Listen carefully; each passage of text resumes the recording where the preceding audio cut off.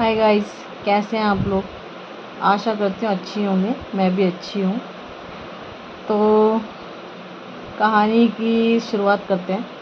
कहानी को आज 2 दिन हो गए। 2 दिन से थोड़ा तबीयत ऐसी थी तो फिर मैंने बनाया नहीं अपने आगे की स्टोरी लाइफ की, वो मैंने आपको बताई नहीं। तो मैंने सोचा चलो आज 2 दिन हो गए हैं, रेस्ट भी हो गया है काफ़ी। आज अपन फिर से शुरू करते हैं कहानी। तो कहानी जैसा कि मैंने आपको बताया था कि हम लोगों की सगाई हो गई, फिर क्या वाक़या हुआ, सारी बातें आपको बताई थी। फिर पता है क्या हुआ, हम लोग बातचीत करने लग गए। ये भी मुझसे फिर बात कर रहे थे। फिर कई बातें इन्होंने मुझे अपनी घर की बताई, कई ऐसी बातें बताते थे जिससे मेरे को काफ़ी चीज़ें उन्होंने ऐसी बताई जिससे मुझे बुरा भी लगता था कि इनके घर में क्या क्या चल रहा है। काफ़ी चीज़ें मैं इनको बताती थी, हम बातें एक दूसरे शेयर करते थे।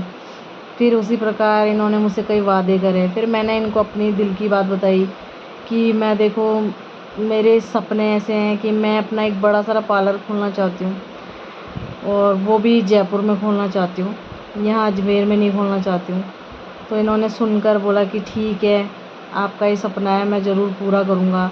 तो मुझे सुन के बहुत अच्छा लगा कि चलो यार, लाइफ पार्टनर ऐसा मिल रहा है कि हमारे सपने मतलब हम किसी से शेयर करते हैं और कोई उसकी ज़िम्मेदारी लेता है, बड़े प्यार से समझता है, समझाता है, तो बहुत अच्छा लगता है। तो ऐसे ही मेरे साथ हुआ। इन्होंने मुझसे बोला कि ठीक है, मैं आपका पार्लर खुलवाऊँगा, मैं आपकी मतलब इच्छाएं पूरी करूँगा, ऐसे वैसे सारे काफ़ी वादे किए इन्होंने। फिर मैंने बोला देखो, मैं अजमेर में रहना नहीं चाहती, शादी के बाद मैं जयपुर में ही रहना चाहती हूँ। फिर इन्होंने बोला ठीक है, यहाँ पे वैसे भी मैं काम लगा है, मेरी जॉब लगी है, और यहाँ मतलब खुद का घर नहीं है, मकान वगैरह नहीं है अजमेर में, तो अपन जयपुर चलेंगे।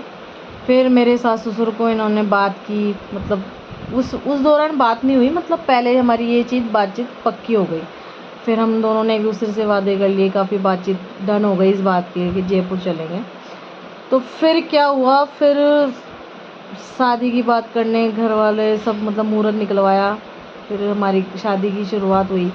तो मेरी 2020 में 9 फरवरी को शादी हुई है मेरी, और मेरी शादी को आज 5वीं साल चल रही है, 4 साल कंप्लीट कर लिए शादी में मैंने और हमने मतलब।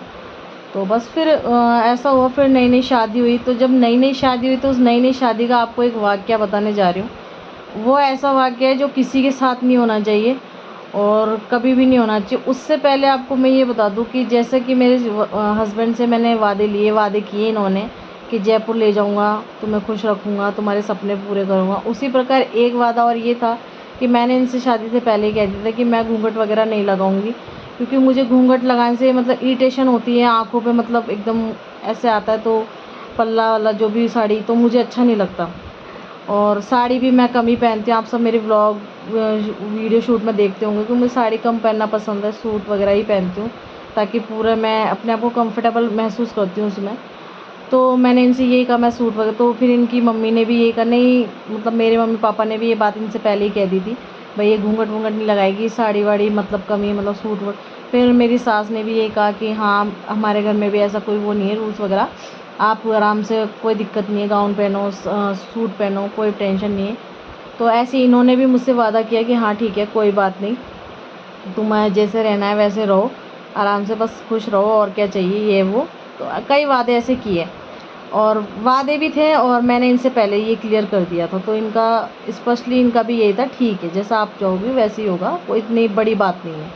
तो वो चीज़ मान के फिर मैंने और इन्होंने, हमने काफ़ी वादे चीज़ें कर लिए। और फिर उसके बाद जब हमारी शादी तय हो गई तो फिर शादी हुई। शादी 9 फरवरी 2020 में मैंने आपको बताया जैसा। तो शादी के दौरान क्या होता है, फिर मैं आपको फिर से एक वाक़या बताने जा रही हूँ जो किसी के भी साथ नहीं होना चाहिए। मेरी ससुराल में जब एंट्री हो गई, और ससुराल में मेरे साथ ऐसा वाक़या हुआ कि वो मैं ज़िंदगी भर नहीं भूल सकती, और आपको भी मैं ज़रूर बताऊँगी। तो आप सब मेरी कहानी से जुड़े रहें। मैं आप सबकी वर्षा सासर। मैं अपनी आप बीती बता रही हूँ। मैं जानती हूँ मुझ पे क्या बीती, क्या नहीं बीती, और क्या चल रहा है मेरी लाइफ में। आप सबसे मैं दिल से बस शेयर कर रही हूँ ताकि मेरे दिल का बोझ थोड़ा सा हल्का हो। बाकी मैं आपसे ज़रूर पूछूँगी कि क्या, किस हद तक ये बातें सही थी, किस हद तक नहीं थी।